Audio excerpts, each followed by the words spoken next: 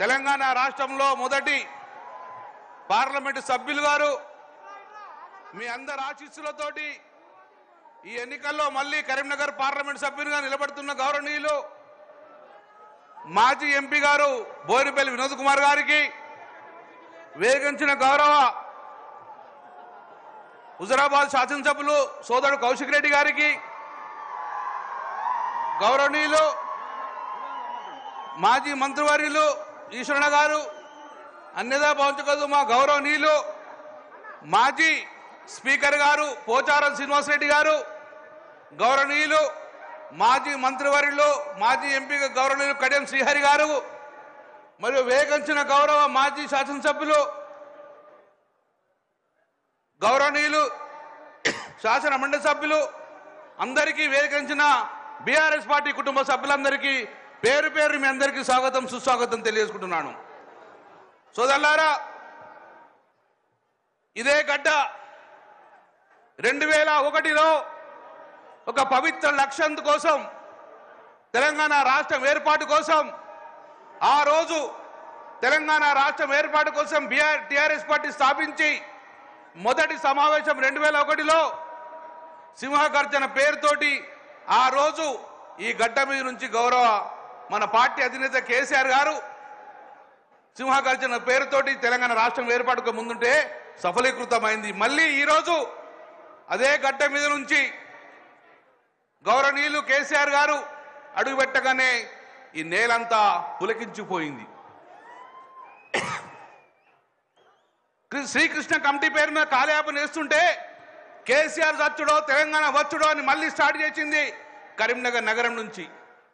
దళిత బంధు కార్యక్రమం కానివ్వండి, రైతు బంధు కార్యక్రమం లాంటి గొప్ప గొప్ప పథకాలు అనుగుణంగా కరీంనగర్ నుంచి స్టార్ట్ చేయడం వల్ల సఫలీకృతమైనాం, విజయాలను అందుకున్నాం.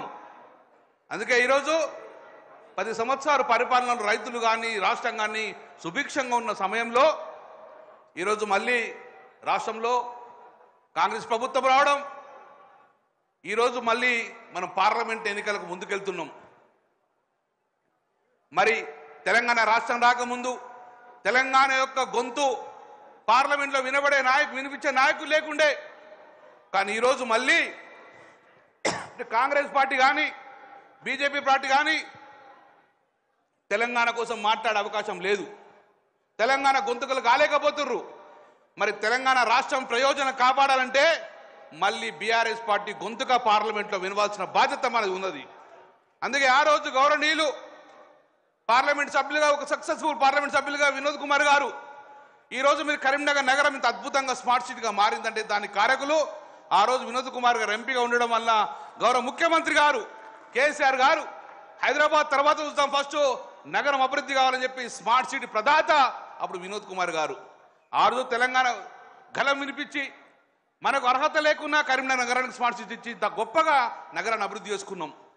రైల్వే లైన్ కానివ్వండి, స్టేట్ లైన్ నేషనల్ హైవేస్ కానివ్వండి, ఏ రకమైన మన తెలంగాణ ప్రజలు కాపాడే గొంతుగాను ఆ రోజు వినోద్ కుమార్ గారు వినిపించారు. మళ్ళీ మన అందరం గుణంగా ఇటు కేంద్ర ప్రభుత్వం, ఇటు కాంగ్రెస్ పార్టీ కానీ బీజేపీ పార్టీ కానీ గొంతుకలు కాలేరు, తెలంగాణ ప్రజలు కాపాడలేరు. అందుకే మళ్ళీ మన తెలంగాణ ప్రయోజనాలు కాపాడాలంటే మన నీళ్లు మనకు రావాలి, మన అభివృద్ధి మనకు రావాలంటే మళ్ళీ మీరందరూ ఒక్కసారి చప్పటితో ఆశించాలి. వినోద్ కుమార్ గారిని పెద్ద మెజార్టీతోటి మనం గెలిపిస్తే తెలంగాణ రాష్ట్రం అభివృద్ధి జరుగుతుంది, కరీంనగర్ యొక్క పార్లమెంట్ అభివృద్ధి అవుతుంది. అందుకే ఈరోజు మళ్ళీ ఒక పవిత్ర లక్ష్యం కోసం 17 మంది పార్లమెంట్ సభ్యులు గెలిపేయాలని చెప్పి ఇదే గడ్డ నుంచి మళ్ళా మన అధినేత ఆనాడు సింహ గర్జనతోటి మొదలుపెట్టిండు. ఈ రోజు కరీంనగర్ కథన పేరుతోటి మళ్ళీ మీ ముందుకు మనం కథన పోతున్నాం. కాబట్టి తప్పక ఈ గడ్డ మనకు ఎప్పుడంగా సఫలీకృత రిజల్ట్ వచ్చింది. కాబట్టి ఈసారి తప్పగా మనం మెజార్టీగా మనం పార్లమెంట్లో మెజార్టీ స్థానాలను పంపించుకొని ఎంపీలో గెలిపించుకొని మన తెలంగాణ రాష్ట్రం యొక్క ప్రయోజనం కాపాడడానికి ఈరోజు మన మధ్యకు వచ్చిన మరొక్కసారి మన అధినేత గౌరవనీయులు కేసీఆర్ గారికి మీ అందరికీ చప్పరతోడు స్వాగతం సుస్వాగతం. సార్, జై తెలంగాణ, జై కేసీఆర్. గౌరవనీయులు, ఈరోజు మన పార్లమెంట్ అభ్యర్థి మాజీ పార్లమెంట్ సభ్యులు ప్లానింగ్ బోర్డు వైస్ చైర్మన్ గారు వినోద్ కుమార్ గారు మాట్లాడుతూ కోరుతున్నాను.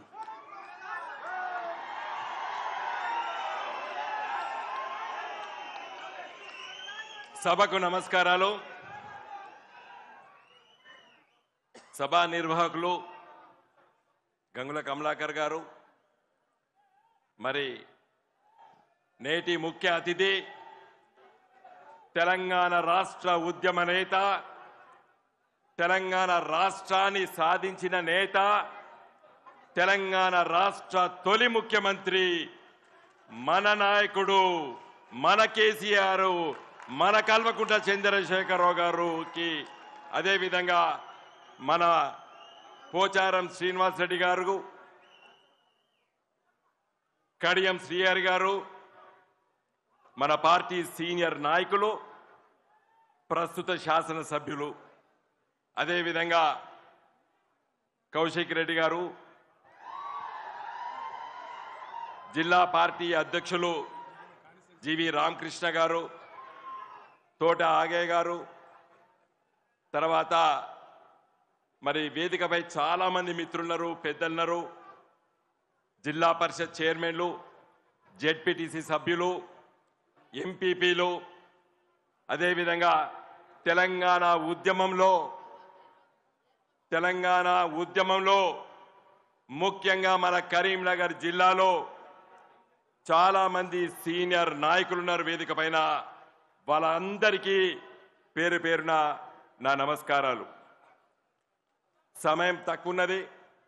పెద్దలు కేసీఆర్ గారు చాలా విషయాలు మన ముందు మాట్లాడబోతున్నారు కాబట్టి క్లుప్తంగా 2-3 విషయాలు నేను మీ దృష్టికి తీసుకెళ్లదలుచుకున్నాను. 27 ఏప్రిల్ 2001 సంవత్సరంలో ఖచ్చితంగా 23 సంవత్సరాల నుండి 24 సంవత్సరాలు అడుగుపెట్టినా మనం ఇక్కడే ఇదే ఎస్ఆర్ఆర్ గ్రౌండ్స్ లో తొలి సభ కేసీఆర్ గారు పెట్టిన సందర్భంలో తెలంగాణ ఉద్యమం ఉధృతం అవుతుంది అనేటువంటి విశ్వాసాన్ని యావత్తు ప్రపంచానికి తెలియజేసేటువంటి గడ్డ ఈ ఎస్ఆర్ఆర్ కళాశాల గ్రౌండ్స్.